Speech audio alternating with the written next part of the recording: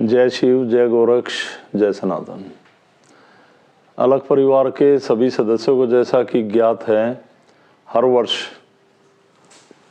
मेरी ज़िंदगी में जैसे गोरक्षनाथ जी ने मुझे ये सिद्धि प्रदान की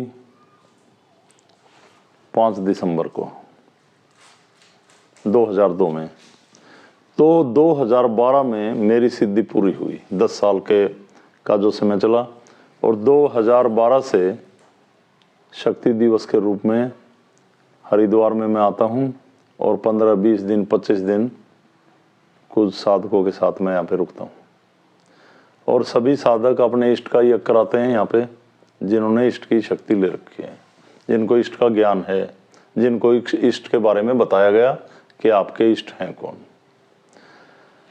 तो सबसे पहले तो आज मुझे 5-6 दिन हो गए हैं जो मेरे साथ आए हुए हैं, वो साधक साथ हैं। अक्सर हर वर्ष ऐसा होता है कि काफ़ी लोग अपने इष्ट का यज्ञ कराना चाहते हैं और वो केवल 1-2 दिन पहले आके एकदम ऐसा कर देते हैं कि आज ही करो। तो एक दिन में 2 यज्ञ से ज़्यादा संभव नहीं। तो सबसे पहली बात तो ये है कि अगर किसी ने अपने इष्ट का यज्ञ कराना है तो वो आकर करा ले, या फ़ोन करके विकास जी से, कमल से, अशोक जी से इनसे बात कर सकता है। संजीत जी हैं सब मेरे साथ असम से, उनका भी डिस्क्रिप्शन में नंबर है कि आपको इष्ट का यज्ञ कब कराना है। और 16 तारीख को किसी का यज्ञ एडजस्ट हो चुका है, 16 तारीख को किसी का नहीं होगा। और 17 तारीख को दिन रविवार को एक सिद्ध शक्ति यज्ञ जो शक्ति दिवस के रूप में मनाया जाता है, वो ऋषिकेश में प्रातः 6:30 बजे सभी लोग वहाँ पर पहुँचेंगे। मैं तो सभी को बार बार ये कहता हूँ, हरिद्वार में रुकें, अपने बच्चों को अपनी शक्तियों के बारे में समझाएं, सनातन क्या है उसके बारे में समझाएं, माँ गंगा के बारे में विचार रखें, माँ गंगा का ध्यान करें। 2-4-5 दिन रुकें, पर पता नहीं लोगों के पास समय नहीं है। तो जो लोग 16 तारीख को ही आएंगे दोपहर बाद, वो लोग सीधा ऋषिकेश पहुँचे। भाई यहाँ पे रात को आए, कमरा लेंगे, फिर सुबह धुंध हो जाती है, दौड़ेंगे, तो वो लोग ऋषिकेश ही रुक जाना। और सुबह हमें सभी को पता है ये यज्ञ कहाँ पर किया जाता है।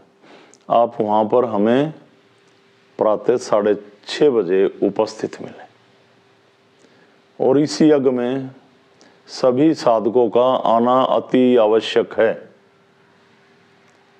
हमारे बहुत सारे यज्ञ पूरे वर्ष चलते रहते हैं, जैसे गुरु पूर्णिमा है, माँ गंगा जयंती है, नाग पंचमी है और बहुत सारे यज्ञ जो मेरे कुछ साधक नज़दीक हैं 5-10, वो सभी यज्ञ हर एक यज्ञ में शामिल होते हैं। पर वो यज्ञ जरूरी नहीं है कि सिद्धपीठ से जुड़े सभी अलग परिवार के सदस्य आए, उनमें श्रद्धा अनुसार कोई आए ना आए। पर हनुमान जयंती और शक्ति दिवस का यज्ञ हमने सभी के लिए अनिवार्य कर रखा है। इसमें हमें सभी की उपस्थिति चाहिए, इस बात का सभी ध्यान रखें। और जिन साधकों ने चिमटा ले रखा है उनको एक वेशभूषा दी गई है, वो पहन के आए, चिमटा लेके आए। और सभी साधक जिनको पता है कि हवन के लिए उन्होंने क्या सामग्री लेके आनी है, घी लेके आना, क्या लेके आना, वो लेके आए।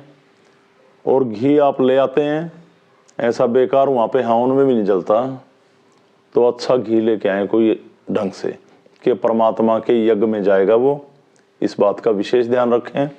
और यज्ञ के बारे में दक्षिणा क्या, हवन सामग्री कैसे आना है, अगर आपको ज्ञात नहीं है तो डिस्क्रिप्शन में साधकों के नंबर है, उनसे बात कर सकते हैं आप।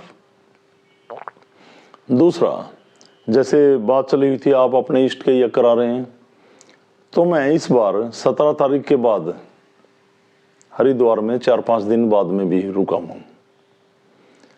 तो अगर कोई अपने इष्ट का यज्ञ इसके बाद भी कराना चाहता है, 18, 19 और 20, ये 3 दिन आपके लिए हैं।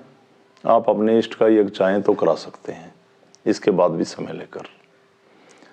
तो मैं तो कहता हूँ सभी आएँ, ध्यान करें, सभी के पास समय है, सभी के पास पैसा है। बाकी फालतू बातें हैं, इन बातों का कोई औचित्य नहीं। शाम को माँ गंगा पे यहाँ 6:30 के आसपास जो भी साधक आते हैं माँ गंगा का ध्यान करते हैं, यज्ञ करते हैं। और जिन लोगों ने चिमटा ले रखा उनको तो चाहिए कि 2-4 दिन रुकें। इस चिमटे का क्या फ़ायदा है जब आपके पास समय है फिर भी लोग घरों में पड़े रहते हैं। कम से कम 1-2 दिन तो माँ गंगा का जाप करें, उसका ध्यान करें, अपने इष्ट का यज्ञ करवाएं और उसके बाद